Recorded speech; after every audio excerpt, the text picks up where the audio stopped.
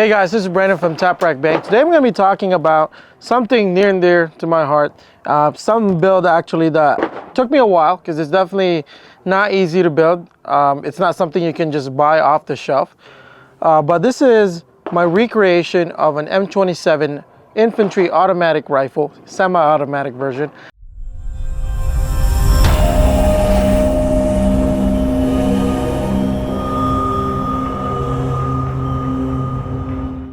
There's three parts to this build. You got your upper receiver, your lower receiver, and the accessories. Okay, let's start with the upper receiver. This is a Brownells BRN4 upper receiver, their 16-inch version. Brownells sells a lot of upper receiver. The unique thing about this one specifically is the HK416 clone. I'm gonna remove the handguard so you can see it. The way you remove it, right, is through this button right here. So taking off this screw right here.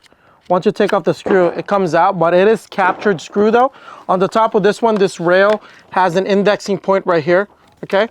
This is a full HK416 rail. This way you guys know this is actually OEM. Really pricey. This is the upper receiver as you would get it from Brownells, right? So you have your barrel. As you can see, that really thick 1-in-7 twist barrel here, absolutely thick barrel. And then you got your piston, right? So in the Marine Corps, they initially used this as their automatic rifle. And so the piston system supposedly kept all the dirt and gunk in the front of the rifle and not bringing it back here, right? And so all the dirt and gunk would get stuck up here, right? And not put it all the way down to the rifle. So there's not actually gas coming back out here. The piston system kind of drives it down up here, right? So that's the upper receiver themselves. This is what you get, right? Absolutely great. I've shot a lot of rounds now in this thing. So far it's about 1,500 rounds, right, with this rifle, and it's really clean in the back of this one, right? Really clean in the receiver. A lot of the dirt actually gets stuck up here, and then if you're in full automatic fire, it doesn't heat up as fast compared to the rec impingement rifles, right, which brings all the gas back toward the receiver. I guess that's the primary purpose of this being an automatic rifle. Obviously, that doesn't matter to us right now because it's semi-auto. So this is the way you do it, right? To install the rail back, there's an indexing point up here that you can see that it indexes in the upper receiver so that you retain the 0 for your lasers and whatnot. And so this one, unfortunately, there's no recreation M27 IAR rail.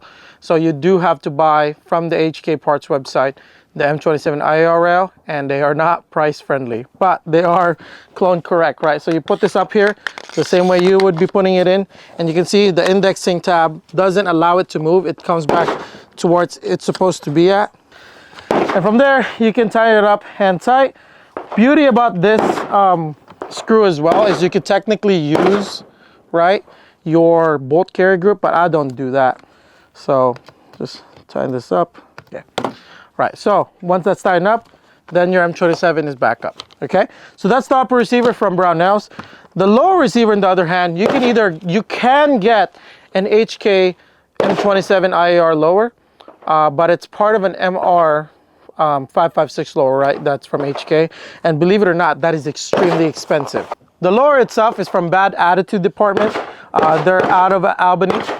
So it's really cool. What they do actually is that the ATF requirements, right, or everything in the lower receiver, the serial number is actually down here. The actual ATF requirements, which is the name of the company, where it was made, and then the serial numbers is located down here by the trigger guard. Once that they satisfy the ATF requirement here, they can then put whatever they want on the other sides, right? Whatever number, whatever logo. So in order for them, I was talking to them, they were able to do an HK marking. It is not exactly 100% HK marking because that would be illegal. It is slightly modified, right? But believe it or not, me and you looking at this, there's no way for you to figure it out.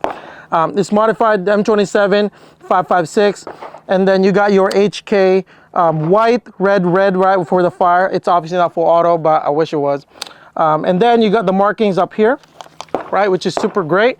They customized USMC, which is the branch. 1371, which is my MOS, which was a combat engineer. First CEB, which is First Combat Engineer Battalion. And then DSA would be my initials for my name. Okay, you know me as Brendon, but you don't really know my real first name, so ain't that crazy? And then you got Bad Attitude Department made in Albany right here on the other side. So that completes the lower receiver, right? It is Not necessarily 100% clone correct though, because it is an A2 receiver, so it's slightly slanted in here. An original HK would have a little bit more tapered off, and you can't use Gen 2 PMags, right? So whatever, it's close enough for the purpose. And then to finish off the build, you would have your Trijicon VCOG 128, right? Clone correct in the sense that it is the actual one, which is the SCO, right? Which is called the Squad Common Optic. This is exactly what they use. And then you got an LA5 clone, right, from Somo Gear up here as well. And then you got your mod light. So this would be the M27 IAR. Pretty much you can build this thing out piece by piece. The only thing HK technically that you would have to get would be the stock, the rail, and then the bolt carrier group, right? Everything else you can buy off from Brownells, bad attitude department, and then you can just get off the Trijicon. This will be my primary rifle for a long time as I'm testing out, you know, posting videos specifically for the Marines out there that are so active duty. And so we'll see what happens with this rifle. If you think all gun laws are an infringement and you live behind the enemy lines in the People's Republic of California, then check out our Unconvicted Felons t-shirt.